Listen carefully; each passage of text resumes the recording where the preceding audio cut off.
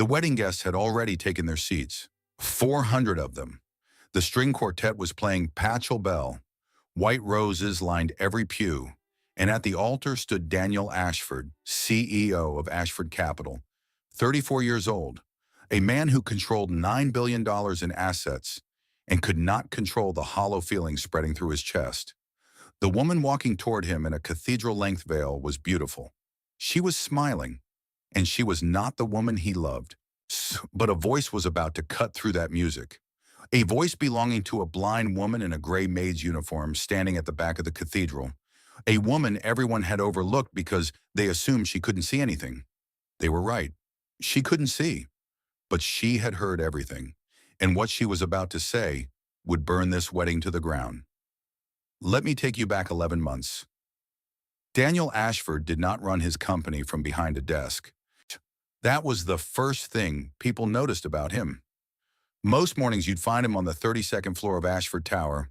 Yes, but he'd be standing at the window with his sleeves rolled up, phone pressed to his ear, pacing like a man trying to outrun his own thoughts. He made decisions fast. He fired faster. He'd built his father's modest investment firm into a $9 billion empire by the time he was 32. And the cost of that speed was a personal life that fit inside a single drawer. One watch, one phone, no framed photos on his desk. His mother, Vivian Ashford, liked to remind people that she had raised Daniel alone after his father died. This was technically true. What she didn't mention was the way she raised him, with a short leash and a long memory. Every girlfriend vetted, every friendship evaluated for strategic value. Vivian had decided long before Daniel became a CEO that her son's life was an extension of her own, and she managed it accordingly. So when Daniel met Lena, everything inside Vivian's perfectly organized world shifted on its axis. Lena Mabasso worked at a free clinic in Brownsville. She was 27, she had student loans that could buy a small house, and she spent her Saturdays bandaging children's knees and arguing with insurance companies on the phone. And Daniel met her because his driver took a wrong turn. That's it. A wrong turn, a flat tire on a street his mother would never have allowed him to walk down. And Lena was the one who came outside and offered him water while he waited for roadside assistance. She didn't know who he was. She didn't care. She talked to him like a person, not a portfolio, and something in Daniel's chest unlocked for the first time in years. Within 3 months, they were inseparable. And Daniel would leave the office at 6, which his staff had never seen him do. He'd drive to Brownsville in a car that cost more than the clinic's annual budget, and he'd sit on a plastic chair and watch Lena work. Sometimes he helped, badly. She'd laugh at his attempts to sort medication, and that laugh did something to his posture. Straightened it, softened it at the same time. He told Lena he loved her on a Tuesday night in her apartment, which was 400 square feet and smelled like garlic because she'd been cooking. She said it back. No hesitation, and for 6 weeks, Daniel Ashford was the happiest man in New York. Vivian found out on a Thursday. She didn't scream. That wasn't her style. She sat perfectly still at her dining table while her personal assistant showed her photographs. Lena walking into Daniel's building. Lena wearing a dress that clearly wasn't hers. And Lena laughing with her head thrown back, while Daniel watched her like she was the only source of light in the room. Vivian studied the photos the way she studied quarterly earnings, clinically. Then she picked up her phone and made 3 calls. The first was to her attorney. The second was to a woman named Priscilla Worthington, the 29-year-old daughter of a banking family Vivian had been cultivating for years. The third call was to someone whose name never appeared in any record. Within 48 hours, Lena Mabasso disappeared. Not violently, nothing that obvious. Lena received a letter informing her that the clinic had lost its lease. The same day, her landlord called to say the building had been sold and all tenants had 30 days. Then her phone was flooded with calls from a debt collection agency she'd never heard of, threatening legal action over loans she thought were in deferment. Within a week, Lena was drowning. Within 2 weeks, a woman showed up at her temporary housing with an offer, a fully funded position at a medical outreach program in Senegal. Housing included, flights paid, a chance to start over far from whatever was crushing her. Lena didn't want to go. She called Daniel. His number had been changed. She went to Ashford Tower. Security turned her away. She sent emails. They bounced. Every door between her and Daniel had been quietly, efficiently, permanently closed. She left for Senegal believing Daniel had abandoned her. Daniel was told something different. Vivian sat him down and told him Lena had taken money. A lot of it. She showed him fabricated evidence of wire transfers, planted messages between Lena and a man Vivian described as her real boyfriend. She showed him a letter, forged perfectly, in which Lena admitted she'd targeted Daniel for his wealth and was leaving before things went further. Daniel read that letter 4 times. His hands didn't shake. His face didn't change. He folded the letter, set it on the table, and went back to work. He didn't mention Lena's name again for 10 months, but the drawer in his office, the one that held his watch and phone, now held one more thing, a small gold earring Lena had left behind. He never moved it. Now here is where this story takes a turn no one expected, because there was someone in Vivian's house who heard every phone call, every whispered instruction, every conversation with the attorney and the fixer and Priscilla Worthington's mother. Her name was Grace. She had been Vivian's housekeeper for 4 years, and she was completely blind. Grace had lost her sight at 19 to a degenerative condition. She navigated the world through sound, touch, and an almost supernatural ability to read the texture of a voice. She knew when Vivian was lying because Vivian's pitch dropped a quarter tone. She knew when Vivian was afraid because her breathing shifted to her upper chest. And she knew, from the very first phone call, that Vivian was dismantling her own son's happiness with the precision of a woman pulling threads from a tapestry. Vivian never guarded her words around Grace. Why would she? The woman was blind. What was she going to do? Read the forged documents. Who would believe a blind maid over Vivian Ashford? Grace memorized everything. Dates, names. On the fixer's phone number, which Vivian repeated twice during one call. The name of the agency in Senegal. The exact words Vivian used when coaching Priscilla on how to laugh the way Daniel liked. She memorized it all, and she waited. Not out of cowardice, out of strategy. Because Grace understood something about power that most people don't. If she went to Daniel privately, Vivian would deny it. She'd fire Grace, discredit her, call her confused or bitter.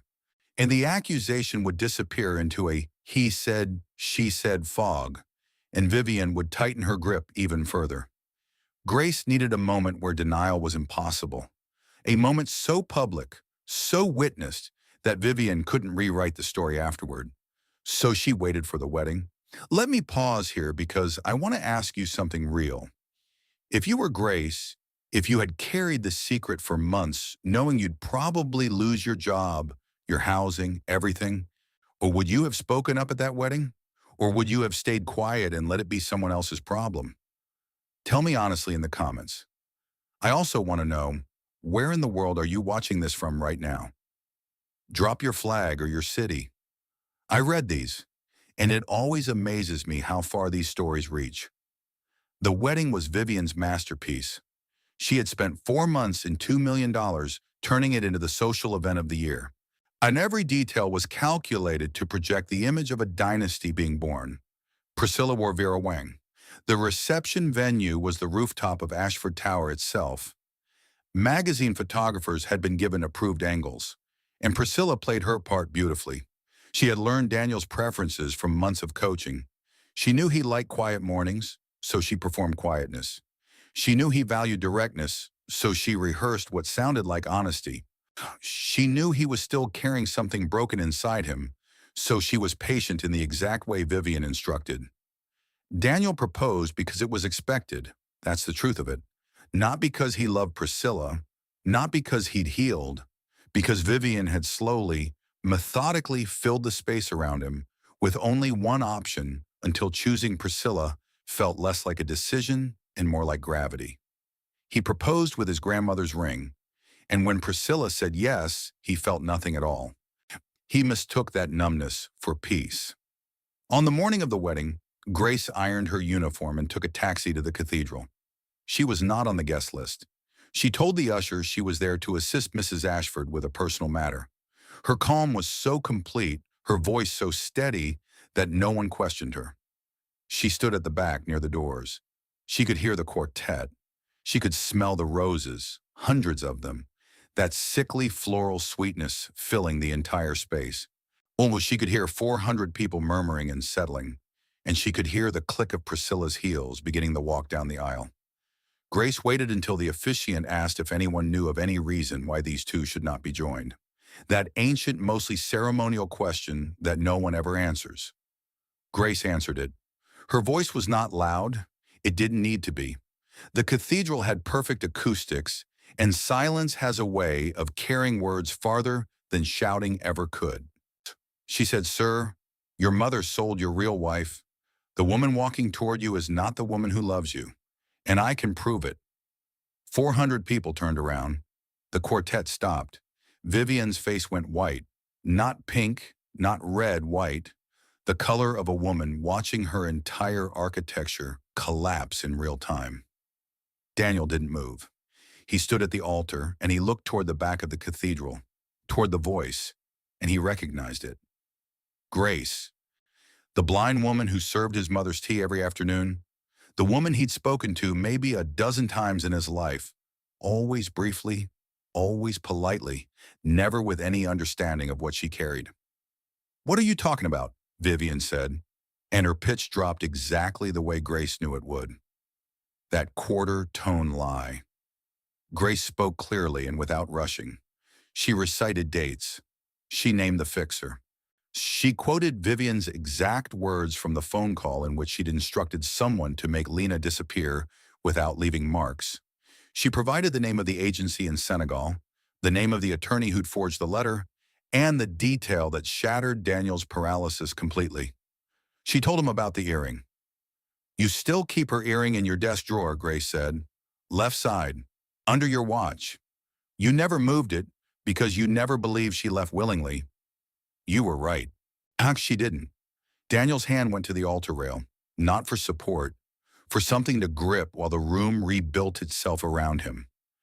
Priscilla stood frozen in the aisle, and to her credit, her face showed not just shock, but something closer to recognition. The expression of a woman who had suspected, somewhere beneath the rehearsed laughter and the coach patience, that she was standing on a foundation made of someone else's destruction. If you're feeling what I think you're feeling right now, it's that tightness in your chest, that need to know what happens next. This is exactly why Empire Stories TV exists. Stories that don't let go of you. If you haven't subscribed yet, now's the moment. We have so many more of these waiting for you. What happened next did not happen the way movies would have you believe. Daniel did not explode. He did not shout at his mother or flip a table or deliver a blistering monologue that earned applause.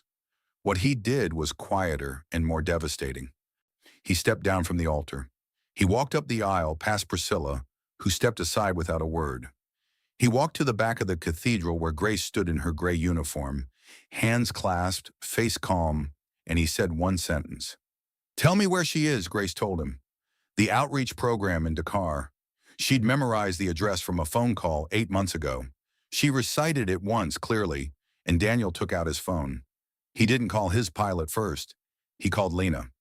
He'd had his assistant track down the clinic's main number weeks after Lena left. Not because he planned to call, but because some part of him couldn't let the last thread go.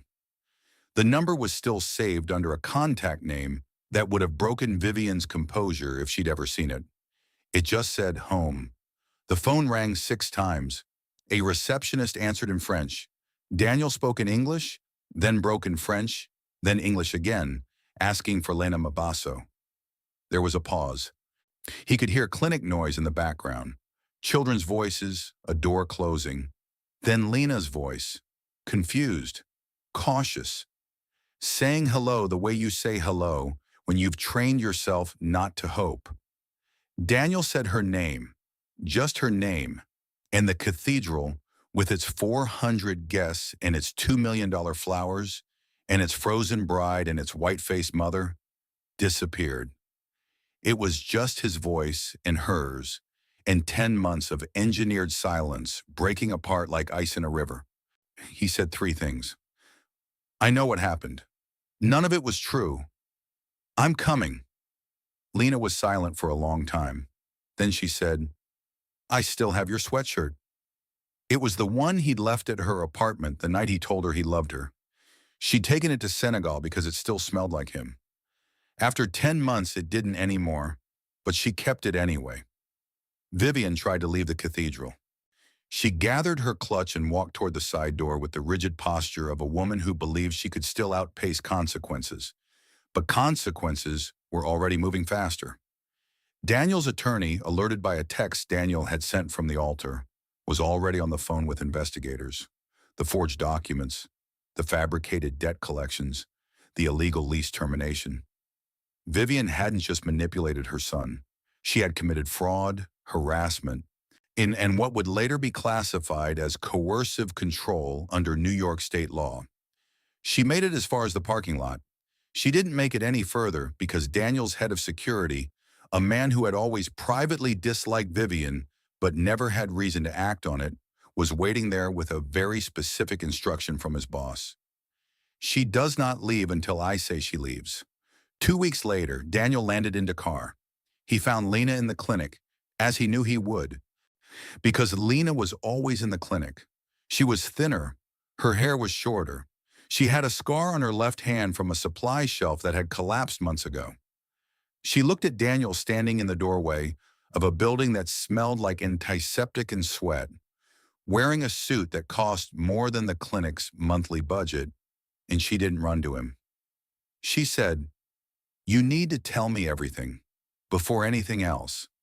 I need to know all of it." So he told her everything Grace had revealed, on him everything his mother had done. He told her about the forged letter and how he'd believed it, and he didn't make excuses for that. He said, I believed it because believing it was easier than believing I'd been abandoned for no reason. That's not your fault, but it's not nothing. Lena listened. When he was done, she said, I need time. He said, I have time. He stayed in Dakar for 3 weeks. He didn't stay at a hotel, for he rented a room above a shop 4 blocks from the clinic, and he showed up every day, not to pressure Lena, but to be present. He helped at the clinic. Badly again.